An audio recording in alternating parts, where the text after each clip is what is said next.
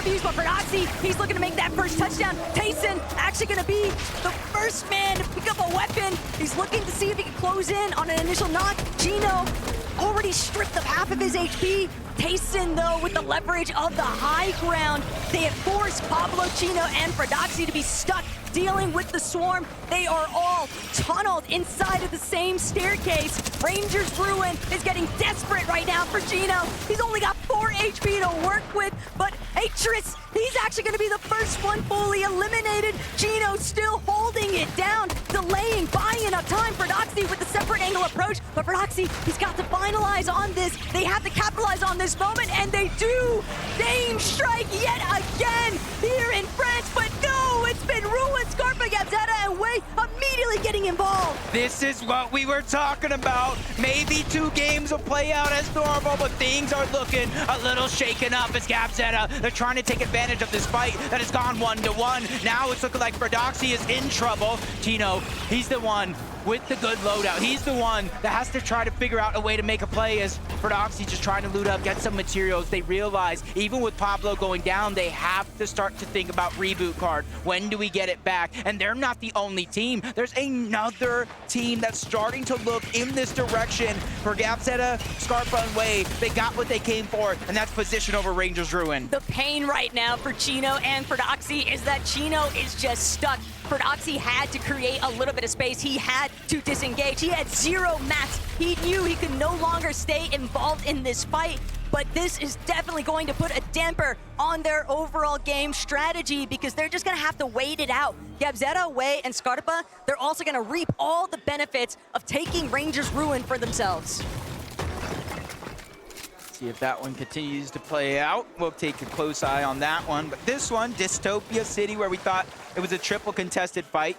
Cold, Ritual, and Peterbot go back to something they did early on in game 1. They landed towards the outside, but they do not know. Tinka and his entire trio is right above from OCE waiting for things to break out, but a triple contested. They're all landing towards the launch pad. Rise is the one that's getting good damage onto Vico, and that's the first knock. Flixie's taking some damage as well. Luckily for him, he has a momentary escape. Drise, Yuma, and Coyota just putting on the burners right now. Flixie was trying to see if he could provide a little bit of coverage, but 1 versus 3, and he's not going to get the chance to escape. Asia coming out on top in game 3. What is this? It might be a Brazilian thing, you know what I'm saying? Because both of the teams that qualified out of Brazil, or at least 2 of the 3, are now made their way over towards Ranger's Ruin. Luckily for Merstach and Chino, though, they were able to get on out. So this is just a whole different mix-up that I didn't expect in a million years. This is the Merstach effect right now. At Ranger's Ruin, everyone is just crouching, creeping up on each other. But Scarpa gonna be some of the first to open up with some big shots. Still not feeling comfortable just yet, diving straight into the heart of the action here. But Scarpa, they recognize King. He might be trying to make this flank approach. He could be an isolated member. PH Zin, though, still going to be enough of a buffer zone here. And Gabzetta, Scarpa away, they've decided, you know what? You guys can have it. We're out of here. Yeah, we got to figure it out. This wasn't even our drop spot. You guys can take it. Now King Phaser, PH Zin, they're actually choosing to kind of rotate away from Ranger's Ruin, and that's a conscientious decision. Go for eliminations, go for points, go for Storm Surge, instead of sitting back, not knowing if that other team is still alive, and going for XP. These are the 2 different paths, and they're taking this one. Talk about a silver lining, though, for Merstach and Chino. They're left all alone at Ranger's Ruin with Brazil deciding for that early departure, but Peterbot, Ritual, Cold, they've struggled to really find a home with their initial drops just because they've been trying to go all around the map. And yet again, lobby number 3, we are seeing them try a slightly different approach here, but the result is still all the same currently, Jacob. They're at Dystopia City, and they're waiting to see when they're going to be able to try and take advantage of this contested area. But Tinka, Kazi, Aspect, they're also just trailing so close behind. It's making it really difficult for Peterbot, Gold, and Ritual to actually take advantage of vulturing some of the leftovers here at Dystopia. And I just got my eyes glued to the mini-map right now, and I'm counting 1, 2, 3 different teams. But wait, one of them's Kazi, Tika, and Aspect. So I'm thinking right now, where is Epic? Well, Victor V and Paper. Maybe an early battle between Tay-Tay and the full trio as Swizzy Merstach. Two different faces towards the sky, and with the zone pulling a whole different direction this game than the previous two, it looks like it's pulling south, maybe a western lean. Swizzy and Merstach and Queasy, they have the luxury of waiting for all these teams from the north to rotate down into them, and that means easy surge for the first place team. And Merstach wasting absolutely zero time alongside Swizzy, blocking in some of these early surge tags. A little bit of hide and seek, but it's gonna be Merstach coming out on top yet again. Goofy knocked, but you have to remember, despite Goofy being knocked, there's no real opportunity provided there for Queasy's team to follow up with a heavy key approach. So we're gonna shift a little bit of the attention focus. Striker needed to watch his back, but he still got Tisco maybe to try and bring things up into fruition, but Salco Arc School, they pose too much of a threat here, and Tisco, he'll be eliminated. That's just an easy cleanup. Yeah, for a team, you said it yourself, Arc is playing fantastic as an individual the entirety of the week leading up to this, taking 1v1s against anybody who's taking that challenge, and now something coming from him, NA West. This could be a big make or break moment for his entire Fortnite career. As Reed, Cooper, Curly, same position we saw them in that last game, just at the edge of the zone. They're just trying to get as much Storm Surge as possible. Not sure who that is on the other side. Baka's team, Mansour's team. Those are the two possibilities it could be.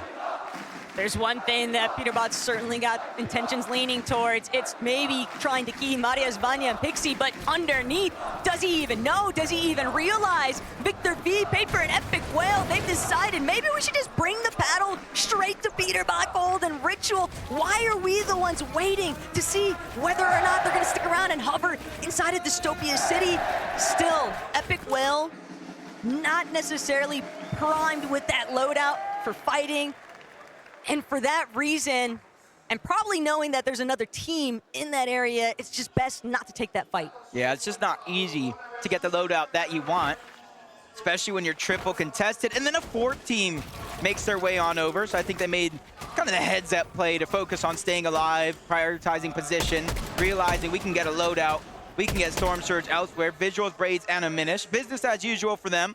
They land over towards Foxy. I think as soon as they realized the zone was pulling in their favor, they immediately start to set up their own surge base. And this is kind of a little bit of different kind of pacing of the game that we're seeing in game number 3 here.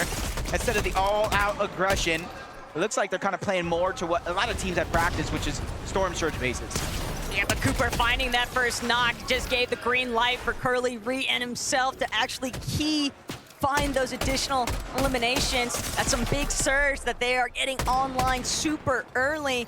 And a handful of teams that have managed to have some success with these surge bases. But we have seen so many interventions, so many other teams, and that's something that Chat, Reason, and Mr. Savage don't take lightly. They're gonna spend a little bit of extended time inside of these early storm picks. They don't mind it, and it's giving them a good idea of which direction they actually want to head, especially when you're scouting out some of those surge bases in the distance. They know there's going to be teams looking to try and hold on edge of zone. Yeah, and then kind of add in the fact that neither one of these two games that we've had so far has went down to heal off. So it's kind of giving you more and more of that confidence, like, hey, I can stay a little bit longer in towards zone. I can try to figure out Storm Surge, especially if you're uncontested like they are. You can always go back for those extra heals. As OXR HQ, just as busy as we last left it. Pixie, Marius, and Vanya, they kind of got a huge base, basically a 3-room apartment. Everybody gets their own bathroom. They're just kind of replenishing a lot of those bills that they used to get there. You see the extra hills in and outside of their base, and they're just a hop, skip, and a throw away from the actual zone. The only thing that we do not know yet, Taco, is do they see Peterbot, Ritual, and Colt? Do they know that team is there? They're likely pretty aware that there's somebody lurking. Whether they know that it's Peterbot, Cold, and Ritual directly, that'll have to be answered later on. But Victor V, Epic Whale, Paper, they diverted that initial path, and they find themselves directly underneath Curly and Cooper, trying to see if they can apply some pressure, get a little bit of damage going. But Victor V gonna get the worst end of that trade out, and Epic Whale still looking to provide a little bit of coverage. They've just infiltrated the base that Cooper and Curly once held. Yeah, I like the decision, though, for Cooper, Curly. They saw the zone kind of pull towards the south, a little bit further from where they're at. They say, hey, we got to focus on this. Agers, Acorn, Pollo. This time around, they're getting to play their side of the overall map. We're seeing it pulling towards the south, but Demon's debris kind of just on the outskirts inside of the zone. So they're watching and seeing every team that rotates on over from that mountain. You got to think Alex and Nam reside there towards the south of that mountain. Coyota, Rise, Yuma, they landed over at Canyon. So they're just trying to take advantage of every team that might not be quick to the punch. But it's still crazy to see that quick stat for Acorn's team, that they didn't take a single tick of surge all throughout the regular season majors. But here on the global level, they have been struggling back-to-back matches, finding a good grasp of that surge damage threshold. Right now, game 3 though, halfway point technically speaking for day 1. They had the opportunity. We just saw what Prodoxy, Pablo, and Chino were able to accomplish in that last lobby. When you're able to secure over 80 points in a singular match, you're still always in the running. Yeah, on pace. Outside of maybe getting that victory royale where you do get the 9 extra points going from second to first place. So all you need is, a win, but 10 eliminations, that's about a 105 game. Close the gap in an instant. We already saw that out of a few teams so far. Pixie, Marius, and Vanya, they're just rotating all around. You saw them go from OXR HQ. They took that massive launch pad with the Flowberry Fizz to take over the Shining Span Bridge, prioritizing their rotation.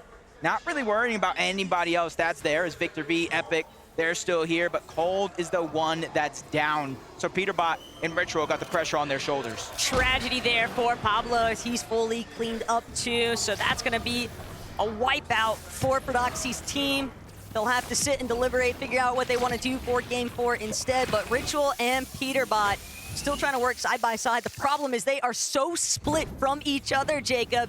The moment that Yamzo, Clicks, or Higgs might realize, hey, there's a primed up opportunity here to just outright key, but it doesn't seem as if they're aware of that situation just yet.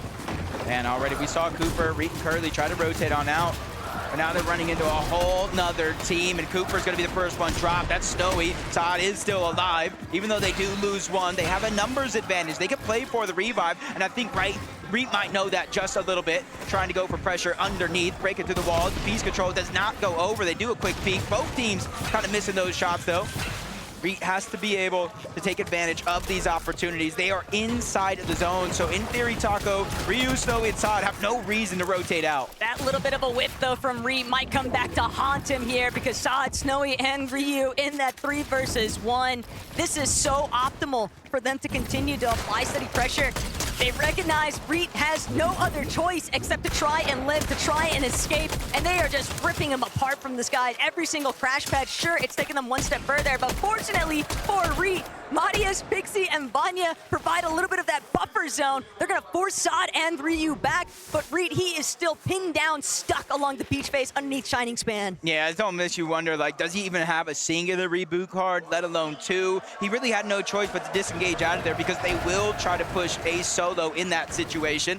But Malibuca, walks, pings, 25 points through 2 games so far. A couple teams need to go down, about 7. He can start getting some of those placement points. But for now, they're just kind of focusing on one thing and one thing only, Storm Surge. That's going to open up the world in terms of flexibility the later this game goes on. And this time, Malibuca's team not being third-partied now means that they've got a little bit more of that luxury room to try and get their Surge locked in, going up against Yapko and Panzer in a separate Surge base. Good ways across from them. Yuma, Coyota, and Rise, though, we saw the success they finally had with taking care of Veno's team, and now the question becomes, can we see a Prodoxy Tayson type of performance? Can they convert this to a strong endgame finish? Hey, you know the entire region usually kind of has some tricks underneath their sleeve that they save for big moments just like this. Swizzy, Queasy, Merstach, they're just making their way on over towards that bunker. They're one of the few teams in the lobby because they're uncontested at the Hive. They get that instant OXRHQ rank, and that is what they're able to use to kind of rotate on over to the vault and get some sort of exotic. You already see it's going to be the AR in Swizzy's inventory. And if you guys don't know, every shot you land with that AR, the next one just deals more and more damage. And putting it in Swizzy's hand, honestly, is very, very scary for the rest of the lobby. And looted and booted, that is for sure. Merstach, Swizzy, Queasy, they've got so much time to work with in comparison to a lot of these other teams that are likely feeling a bit more pressured, a bit more pushed into trying to create, manifest some sort of surge damage just to be able to find the same type of rotates. But Queasy, we'll have to see what he gets up to later on, because we know they love to look for height, and they are setting up very early on, Jacob, strong loadouts to take over. A tough situation, depending on where the zone continues to go for a lot of these teams towards the south. They're trying to make this part of the map their home base and kind of wait for a lot of the teams towards the north, towards the west to start to try and rotate in. Kanata, Bolts, and Rapid, almost 700 damage above the threshold. Now they're going to surpass that with a couple shots being landed. And they're just peeking through the cone right now. They already are in zone. They're just trying to figure out how many teams are around them, what teams are there as well, and what teams are rotating in. Ritual Cold Peterbot, that's going to be one that they focus on for a quick and short moment, landing some damage on the Ritual, forcing them down further towards their glide, just kind of making sure they can't get priority position. The real trick in a set lobby like this, though, is finding those shots, but not receiving any in return. Peterbot, Ritual Cold, though, they've got to take this fight up against Tate and Raito. They need a recovery point. They've managed to bring Cold back off the reboot, but this is a fight that they're going to have to optimally turn into their favor. It's a little bit scattered right now, but they're just so low on that surge. They don't have any other options. They have to keep trying to apply pressure, but they might not get the chance. The surge is going to take care of them alongside Raito. Just an easy come up. I am at a loss for words. After 3 games so far, they have failed to place inside of the top 17. That's where those placement points begin. They are in 31st place on the leaderboard, and it can only get worse if any of those 2 teams below them are still alive. But from the bottom side to the top side, Swizzy, Queasy, and Merstach. That's going to be one thing, because they see every single player that goes down. They see every single trio that gets eliminated. And when you see them go down for Queasy, Swizzy, and Merstach, even Quixie, Yamzo, and Higgs, that's got to be a confidence boost. Everybody just looking like a rags to riches comparison from what we just witnessed, but Yamzo, Clicks, Hips, they're still trying to take advantage of their convenient positioning here. They're spraying all of these teams that are just stuck on the congestion inside that edge of zone, teams that are fighting to try and lock in a little bit more surge, and Phaser, he is going to fall. Yamzo, a little bit too accurate, and Clicks just still continuing steady pressure application. These teams are not able to escape. Yeah, I think they saw it at the corner of the eye, and now they're not going down. A whole nother team, but they know if they can continue to focus in that direction, they can probably try to get the wipe. But on high ground, we're finally getting that peak. Poyo, Agers, and Acorn, but they're 69 damage below the threshold, which is surprising because we're at the Kappa factory towards the south side of the map. They have been granted the zone majority of this game, but just unable to really find the shots to put it to use, and they're falling further and further below. They've got to be real careful here. Team sitting inside the building, and Agers just doesn't care. Mountain gonna be immediately eliminated. Just a max pop shot. Poyo now looking to follow suit here. They are feeling so confident. They know they got Goofy locked in their sights, and Agers finds the next elimination. There's their surge at last. Locked and loaded, ready to go. And this is a team right here, right? When you got Poyo on this team, when you got Agers on this team, Acorn, debatably one of the best IGLs in Fortnite, them going down early, that's like poking the bear. That's like poking the bear in the wilderness, and that's something I would never do. And now they're here in this game, and they're out for redemption. The problem right now that I'm thinking about, Jacob, is Queasy loves to look for height right around this period, right around that 8th zone time frame. But with Acorn now looking much healthier and a mastermind IGL in his own right, you have to anticipate that there's going to be a very strong challenge for height between those 2 teams. And that's not even considering other trios in the lobby like Vanya, Marius, Pixie, all of these experienced veterans that know full well what type of potential high ground holds, especially with the zones falling over this part of the map. It is a very strong pinpoint location. So many teams are going to have to burn through materials in those lower layers. Yeah, and you can kind of see in the minimap, majority of the teams, even with the zone currently opening up, are like on that 50, where the half and half actually was. and even further south. Nobody really wanted to make that move because you know as well as I do, inadvertently with the crash pass, Flowberry Fizz, it just makes you an open target. A Savage Chat Reason, they're getting a little bit more aggressive, trying to take advantage of Merim, Buyu Ryu. They're underneath as well. I think Queasy might still be alive. Nope, saw it in the feed. Queasy's gonna take him down, so Savage Chat Reason, even with 2 eliminations, almost 900 damage above the threshold. They're feeling good.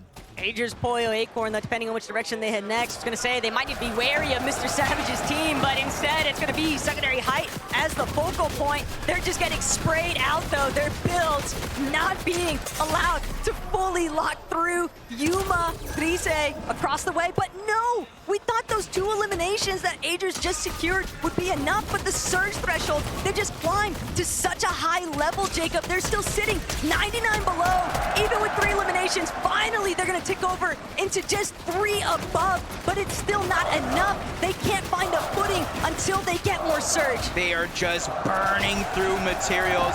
Even with that elimination on the reset, they are not going to be able to get a lot of that loot. It's going to go to the wayside, and now they have to worry about their rotation, feeding them the punch. Arc Skull and Salco, they might be below the damage threshold, but Poyo, Agers, Acorn focusing on this rotation because they know it's not going to get easier. In fact, only 7 builds onto Agers. It's going to get harder and harder unless they find that key refresh. But look at Arc School and Salco. They're a little bit beat up here. Still, Mr. Savage, Chad Frieza, and they're immediately trying to cut straight to the front side of zone. Might have been a little bit too ambitious here, though. The lobby has taken notice. Chap, no shield, no time to recover it just yet either. Mr. Savage doesn't have any white heals to his name. They've got to just fight it out with teams directly behind them. But Chap finally getting the opportunity. He's trying to see if he can replenish just enough to really frag out here for his team. Saw it, Snowy, Ryu, though, doing a great job holding him. And Poyo stuck in the same booth. Not good for Braids and Visuals. They're going to get eliminated, but Poyo is going to get dropped. Agers still taking a lot of damage. They're trying to use the crash pad to get out, but just stuck in zone. They go down, and it's Queasy, it's Swizzy, and it's Merstach yet again. Not only the kings on top of the castle, but the ones lighting up the feed. Down below, a whole different ball game. Iamzo, Clicks, and Higgs, they are in the mud right now, having to figure out where they're going to go because Zone is slightly moving up over that mountain. They realize no other team is in their path. It's now or never. But the problem is they've got Swizzy, Queasy, and Merstach on height, beaming everybody underneath them. These guys are applying so much steady and consistent pressure that nobody's having a chance to look up just yet. They've spotted out a team tunneling through. It's Malibuka and Walks trying to see if they can break through from that secondary height position, but with Queasy now overtaking the front side, overtaking front side height. Now everybody else stuck underneath.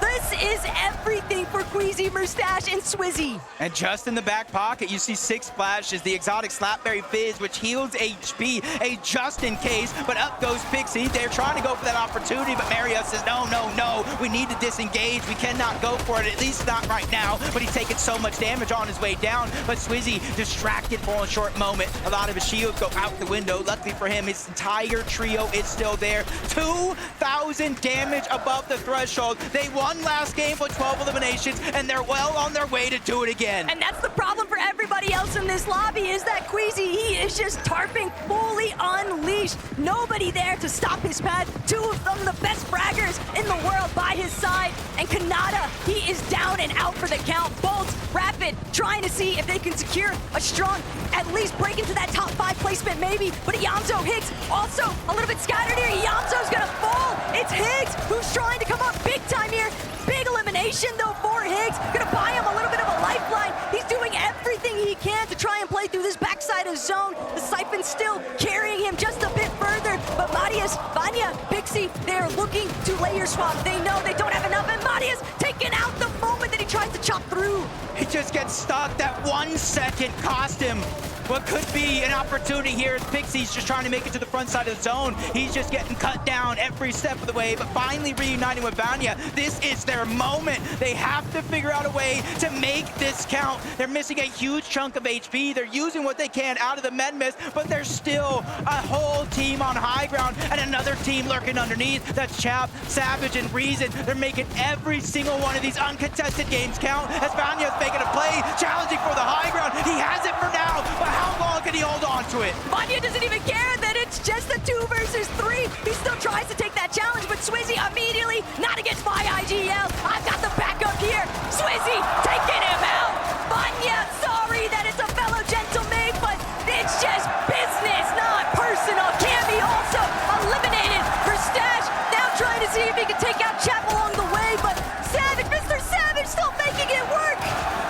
is it. It's basically all EU here in the end game. Chap down below, trying to make a play. He's gonna get cut short. Reason as well. It's all up to Savage, but no, the entire trio ends up back in the lobby. Swizzy has finally come down. He's ready to steal this game away. They have 12 eliminations, already matching their last game win. Don't count out Pix, Darman, Demons, though. These guys love winning through the low ground. We've seen them do it time and time again. And Queasy with no materials. Pix also no materials. I drop lurking directly behind the team on low ground, though. And Merstach, Swizzy, they're starting to drop. They're trying to see, but they can close this one out. Queasy finds a knot. Demons is out. Queasy going for the back-to-back. It is all Queasy, Merstach, and Swizzy for a Game 3 victory royale.